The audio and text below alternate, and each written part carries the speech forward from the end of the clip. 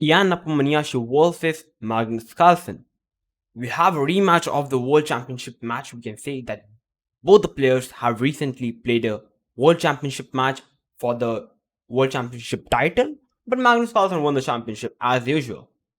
So we can say that this is perhaps a rematch of the World Championship title, and we have the Airthings Master Finals. Yeah, this tournament just recently ended, and we have the finals between Nepo versus Magnus.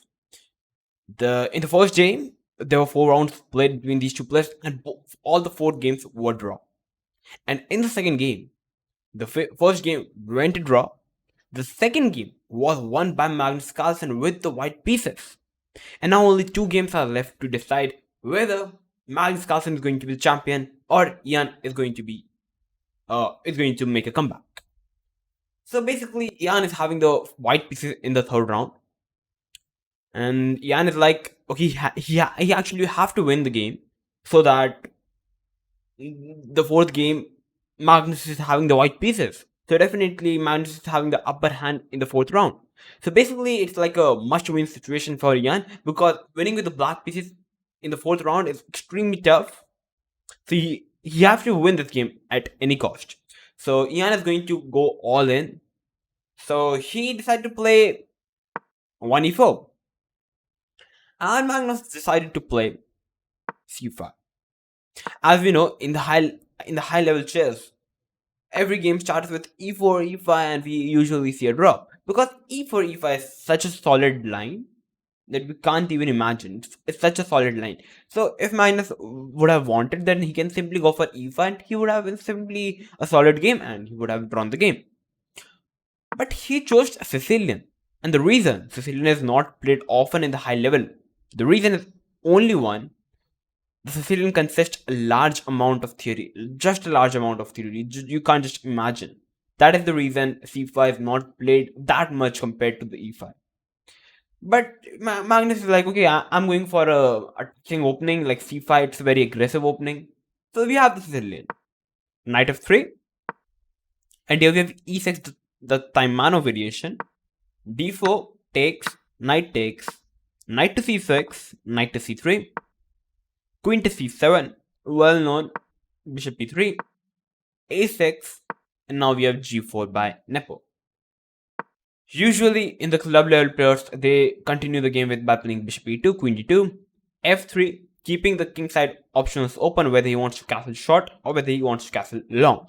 The option is open for the white, and it's actually a very flexible option. But as Nepo was in must-win situation, he played g4. The reason or the idea behind g4 is that after playing g4, white says to black that if you try to castle short, which actually happens in the Sicilian, then I've already played g4, so I'm going to come very fast at your king and you will not be able to stop me. And the other plan could be to develop the bishop to g2 and like that.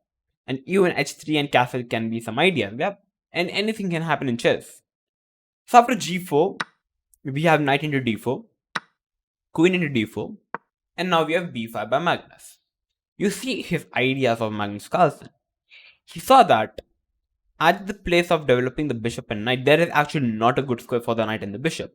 You don't want to play knight f6 because g5 is already very strong. You don't want to play knight e7 because your bishop is simply going to be bad. And there is no such good square for the bishop to develop because bishop e7 because you are simply losing the g7 pawn. So Magnus first decided to develop the queen side pieces rather than the king side pieces. That's his idea because there are no such a good square for the knight and the bishop. So he's going to find out that later.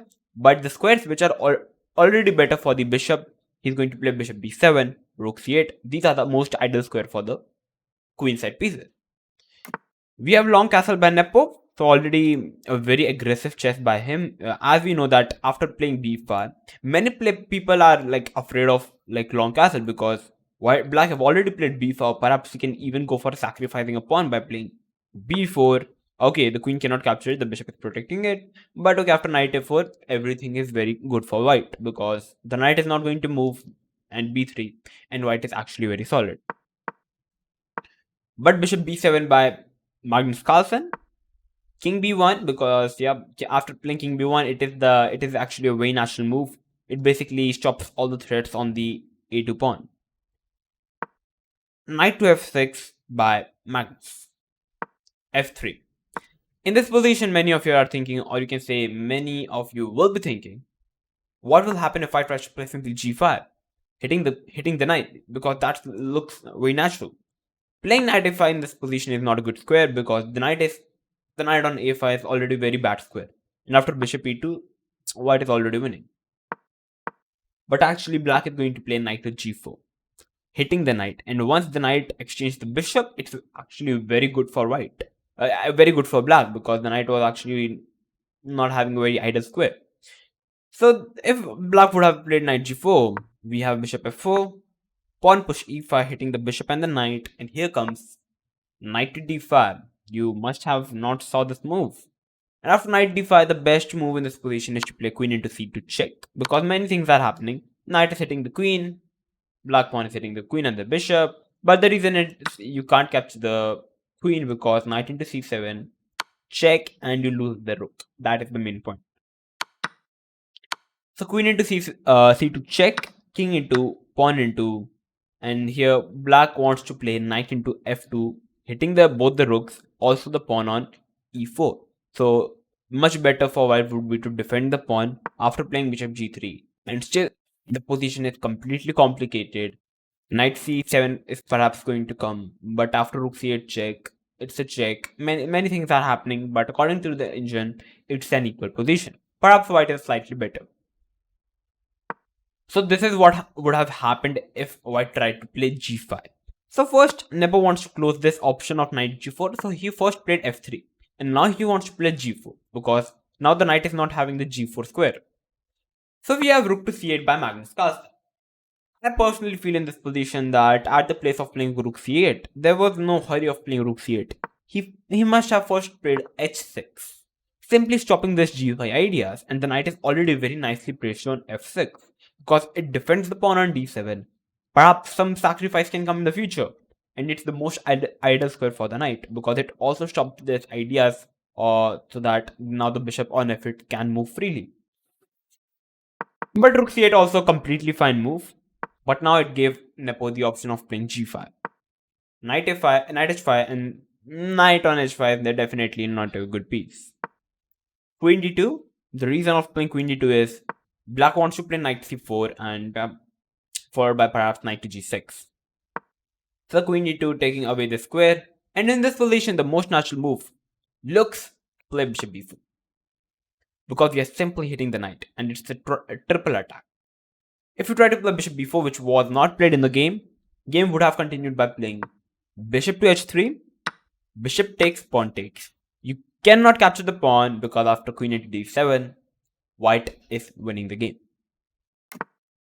Castle is the best. Bishop g4 hitting the knight, and the knight have no square, so black is forced to play g6 to defend the knight, and after queen into d7, queen into c3. If you try to capture the bishop, actually after queen into c2 check, it's black who is winning the game completely. So white have to go back with the queen, defending the bishop and the pawn and asking for a queen trade. Black have to come back, and after bishop takes, pawn takes, bishop to d4, this position is equal, but from the practical view, the dark squares are extremely weak and perhaps white play is much easier compared to the black. So this is what would have happened if black would have played bishop to b4, but bishop to e7 by black. Bishop to h3, and now we have b4 by Magnus. Knight e2, d5, opening up the position as there is no knight on c3. And d5 definitely looks a very natural move. We are opening up the position. The bishop is already very powerful on b7, and black already wants to capture on e4. If you try to capture after bishop into d5, I must prefer black in this position already, yeah, because I can play rook d8, hit the queen and the rook. The light squares are weak, and the bishop is already extremely strong. And if you try to push the pawn, you can say you have already closed the center. So I'm not going to castle. I'm going to simply put my king in the center as the center is simply closed. There is no way I'm going to capture the pawn, because if you try to capture the pawn, it's actually white is the one winning the game by playing bishop g4. And if you try to play something like g6 in the position, I can play bishop d4, hit the rook queen, and it's winning for white. So d4, e5 could be a good move in like a club level player, because many times black goes for capturing the pawn, but not in the high level. Bishop to g4, g6, and now we have bishop into h5 by white. Gh5, and black is already having a bad pawn structure in the position. So the game continued by playing knight to f4. And after knight f4, black the position is completely complicated. Light squares are weak, the pawns are weak in the center. Black is hanging the pawn on h5. Perhaps the dark square can be a weakness. Anything can happen, yeah. And I think personally white is now ready to capture on d5, as the knight is also covering the square. So black decided to capture the pawn. In this position, we have knight into h5. Capturing the center pawn is completely wrong idea, because after bishop into e4, I hit the rook. I'm also hitting this c2 pawn, which is extremely sensitive from the white side, and black is already winning in the position. So first we have knight into h5, and the reason is now the bishop is not going to come on e4. Pawn takes, bishop to f4, hitting the queen, queen to d8, and here we have queen to e3, hitting the queen. Bishop to d5, it's the most ideal square for the bishop. F4, the c4 ideas are never going to come because black is already having the end passive. Knight to f6 check by white, which turned out to be blunder. Actually, in this position, Nepo should have played queen to e5, hitting the rook. Black is going to play rook g8 to prevent it, and now we have simply rook h to e1. And in this position, just look at this position. White is the one who is leading the boat actually. Yeah? Blacking is simply very weak in the center. And although this position is equal from the engine perspective, but as we are humans, one mistake from the black side and the whole position is going to collapse. Like a whole position, yeah. Perhaps now knight f6 is going to come. It's actually very strong in this position now. Many things can come in this position. Perhaps the sacrifice of the rook. Many things can happen. But Nepo was like, he perhaps he lost his patience and he went like knight f6 check. But the reason knight f6 was bad is now bishop takes, pawn takes. The queen is not going to capture the pawn because bishop to e5 is winning for white. Actually, not bishop e5 is also winning, but rook into d5 is much winning, yeah. Because you cannot capture the rook, it's a pin.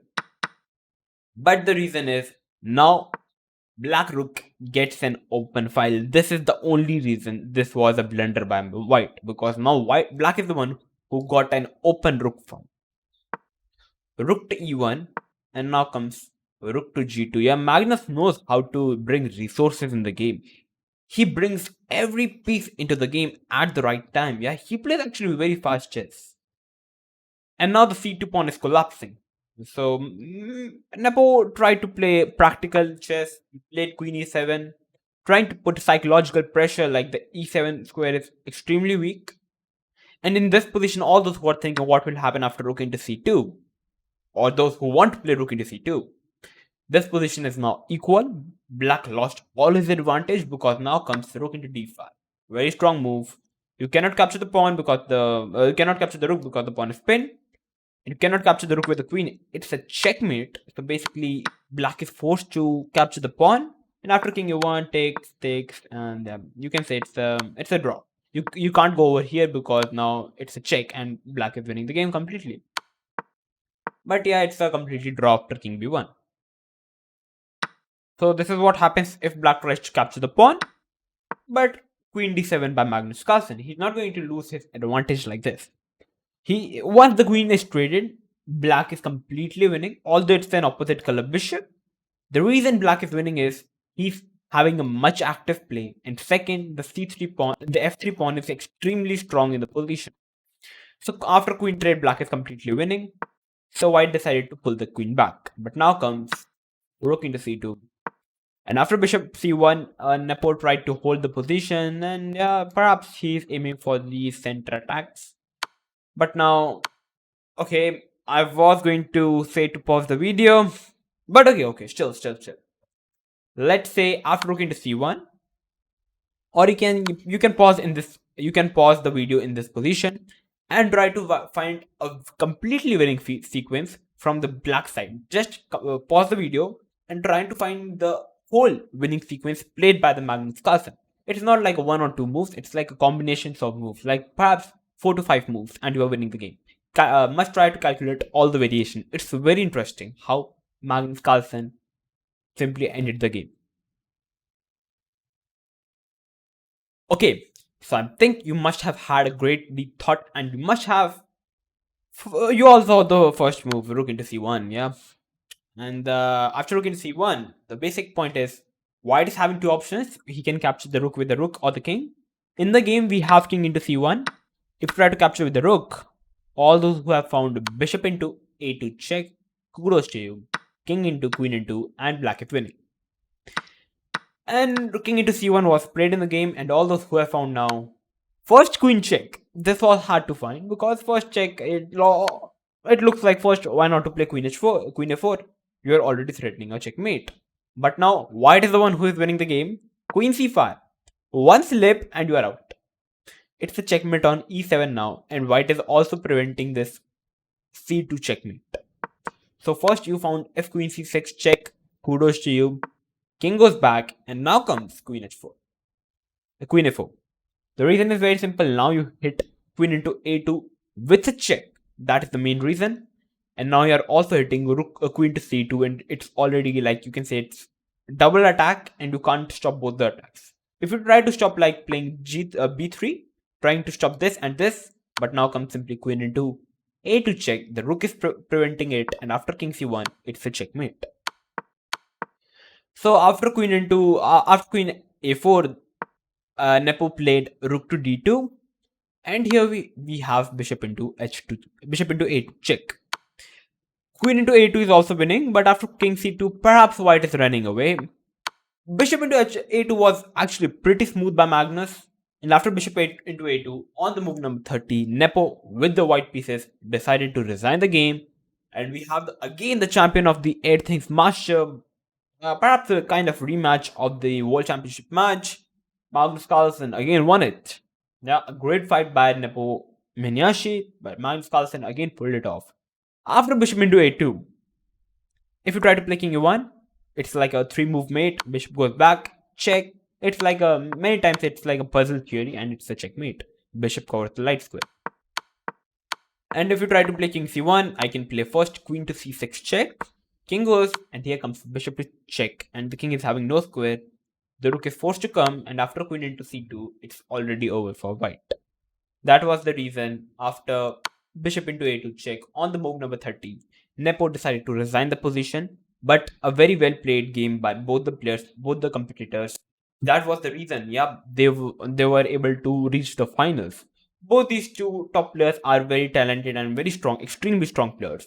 And whenever we try to analyze these strong games of these such a strong player, it also helps us, players like us, to also to improve our chess level.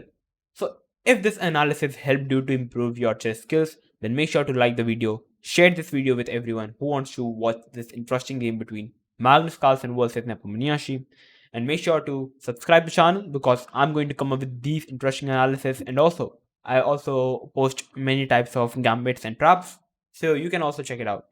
So till then, stay tuned and keep watching One Shot Chess.